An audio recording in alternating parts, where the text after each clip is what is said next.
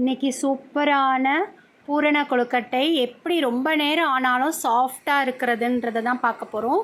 இந்த பூரண கொழுக்கட்டை எவ்வளோ செஞ்சாலும் பத்தாது, சாப்பிட்டுக்கிட்டே இருக்கலாம். அந்தளவுக்கு டேஸ்ட்டாக சூப்பராக இருக்கும். எப்படி செய்கிறதுன்னு பார்க்கலாம் வாங்க.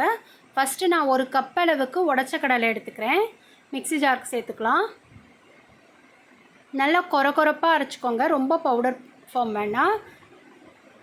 இப்போ அதே மிக்சியில் ஒரு கப் அளவு தேங்காயையும் துருவிக்கலாம். இப்போது ஒரு கடாயில் நெய் ஒரு 2 ஸ்பூன் விட்டுக்கோங்க. நெய் விட்டதுக்கப்புறம் அதை நெய்யிலேயே தேங்காயோட ஈரப்பதம்லாம் போயிட்டு நல்ல வாசனை வர வரைக்கும் வறுத்துக்கலாம்.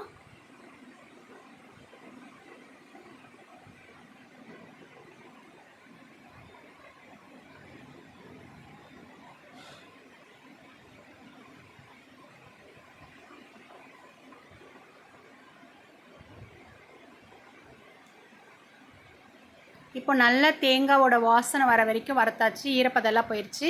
இந்த டைமில் நம்ம அரைச்சி வச்ச உடச்ச கடலையும் சேர்த்து கொஞ்சம் மிக்ஸ் பண்ணிக்கோங்க. இது ஒரு நிமிஷம் நல்லா ரெண்டும் சேர்த்து மிக்ஸ் பண்ணுங்கள்.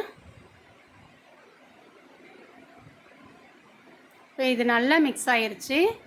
இந்த டைமில் நீங்கள் வெல்லத்தை கரைச்சி பாகுபதம் எடுத்து மிக்ஸ் பண்ணிக்கலாம். இல்லாட்டியும் நான் நாட்டு சர்க்கரை சேர்த்துருக்கேன். ஒரு கப்பளவு நாட்டு சர்க்கரை சேர்த்துருக்கேன்.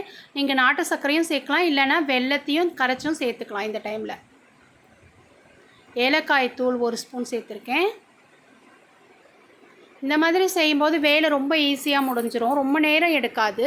வெல்லத்தில் தண்ணி கரைச்சி செய்யும்போது கொஞ்சம் டைம் எடுக்கும், அவ்வளோதான், வேறு ஒன்றும் இல்லை.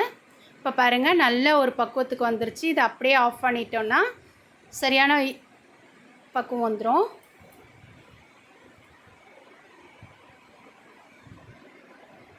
இப்போது ஒரு கடாயில் 1.5 கப் அளவுக்கு தண்ணி சேர்த்துக்கோங்க. நான் 1 கப் அளவுக்கு பச்சரிசி மாவு எடுக்க போகிறேன். அதுக்கு 1.5 கப் அளவு தண்ணி சேர்க்கணும்.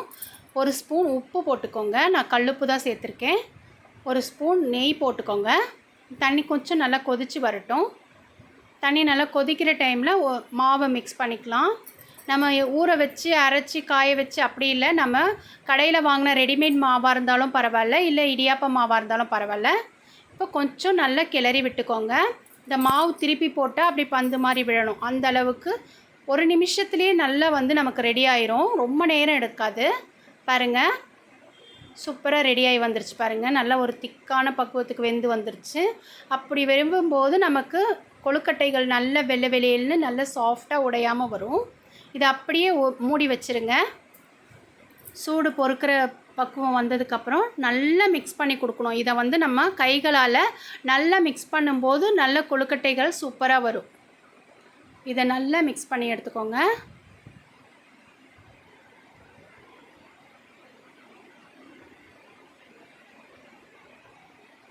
இப்போவே நல்லா தான் இருக்குது, இருந்தாலும் இன்னும் நல்லா மிக்ஸ் பண்ணி எடுத்துக்கணும். இப்போ நான் நல்லா மிக்ஸ் பண்ணி எடுத்துகிட்டு வந்துட்டேன். பாருங்கள், நல்லா சாஃப்டாக இருக்குது. இப்போ இதிலேருந்து ஒரு உருட்டை வடிவம் எடுத்துக்கலாம். பாருங்கள், மாவு எந்தளவு சாஃப்டாக இருக்குது. நான் வாழை இலையில் கட் பண்ணி வச்சுருக்கேன். நீங்கள் வாழை இலையிலையும் கட் பண்ணி வச்சுக்கலாம், இல்லை ஒரு கவராக இருந்தாலும் அதுலேயும் நீங்கள் எடுத்து வச்சுக்கலாம். இப்போ நான் பூரணத்தை இந்த மாதிரி நீல வாக்கில் எடுத்து வச்சுருக்கேன். இப்போ இதோட மெதுவாக விரிசல் விழாமல் பூரணம் வெளியே வராமல் நம்ம கரெக்டான பக்குவத்தில் நல்லா ப்ரெஸ் பண்ணி விட்டுருங்க. ஓரங்களை நல்லா அமுக்கி விட்டுருங்க. பாருங்கள், சூப்பராக பூரண கொழுக்கட்டை ரெடி ஆயிடுச்சு. பார்க்கவே எவ்வளோ நல்லா இருக்குது.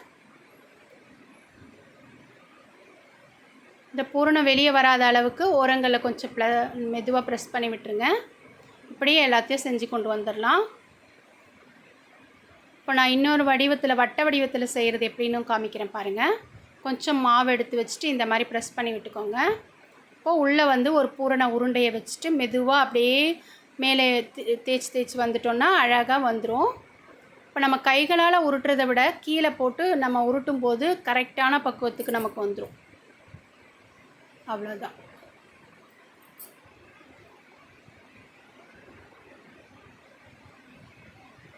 இந்த மாதிரி நம்ம செய்யும்போது ரொம்பவே அழகான ஷேப் வந்துடும்.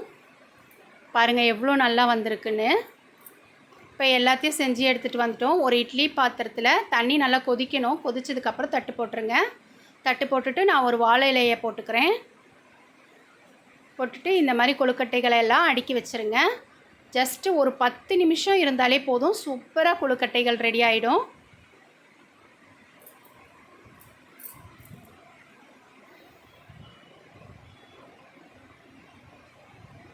அப்படியே மூடி வச்சுருங்க. மூடிட்டு ஒரு 10 நிமிஷம் வச்சுக்கோங்க.